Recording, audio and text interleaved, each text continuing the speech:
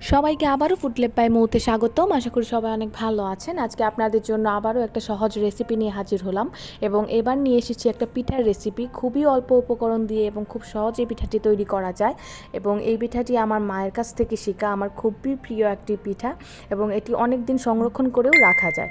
তো আশা করি আজকের রেসিপি আপনাদের ভালো লাগবে। তো চলুন দেখে নিই এই পিঠাটি তৈরি করতে কি কি লাগবে এবং কতটুকু পরিমাণ লাগবে। তো প্রথমেই নিয়ে নিচ্ছি আমি 1/3 কাপ সুজি নিয়ে নিচ্ছি এবং 1/4 কাপ ময়দা। সুজি একটু বেশি লাগে এবং ময়দা তার থেকে একটু কম, তার জন্য 1/3 কাপ সুজি এবং 1/4 কাপ ময়দা এবং ময়দার সমপরিমাণ চিনি নিব।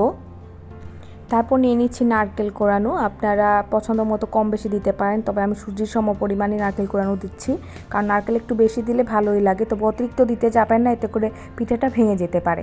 তো প্রথমে আমি ড্রাই ইনগ্রিডিয়েন্টসগুলো ভালো মতো মিক্স করে নিয়েছি এবং মিক্স করার পরে দেখুন গুলগুল করা যাচ্ছে না, তার জন্য আমি অল্প একটু পানি দিব। আমি বলে রাখি খুবই অল্প পরিমাণ পানি লাগবে, নয়তো বেশি নরম হয়ে যাবে, গোল গোল বল করা যাবে না।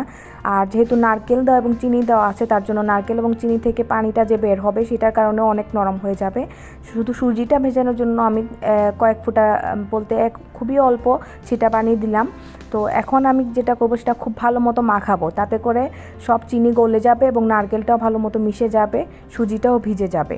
তো এই জিনিসটা খুব ইম্পর্টেন্ট, খুব ভালো মতো মাখাতে হবে, অল্প অল্প পানি দিতে হবে এবং একসাথে বেশি পানি দেওয়া যাবে না। যখন দেখা যাবে এরকম একটা বল বানানো যাচ্ছে তখন আর পানি দিতে হবে না, খুবই অল্প পরিমাণ পানি লাগে। এর জন্য প্রথমে অল্প পরিমাণ দিবেন, তারপরে যদি লাগে প্রয়োজন হলে দিবেন।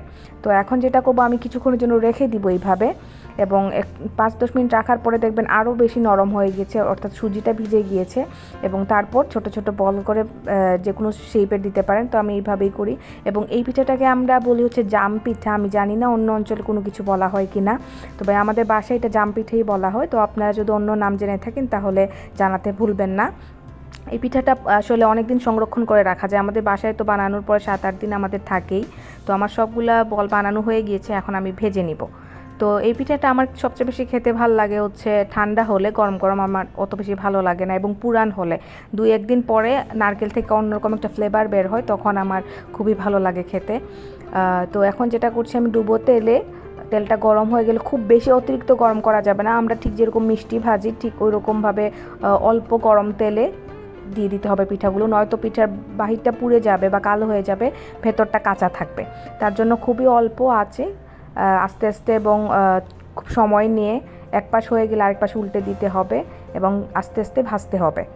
যখন দেখা যাবে বাইরের দিকটা কালোর মতো হয়ে যাচ্ছে, কালারটা চেঞ্জ হয়ে আসছে, তখন নামিয়ে নিলেই হবে। তো আমি খুবই অল্প আঁচে ভাজতেছি, আপনার তেলের ফুটাটা দেখেও বুঝতে পারছেন, কারণ অল্প আঁচে না ভাজলে আসলে ভেতরটা কাঁচা থাকে, তার জন্য।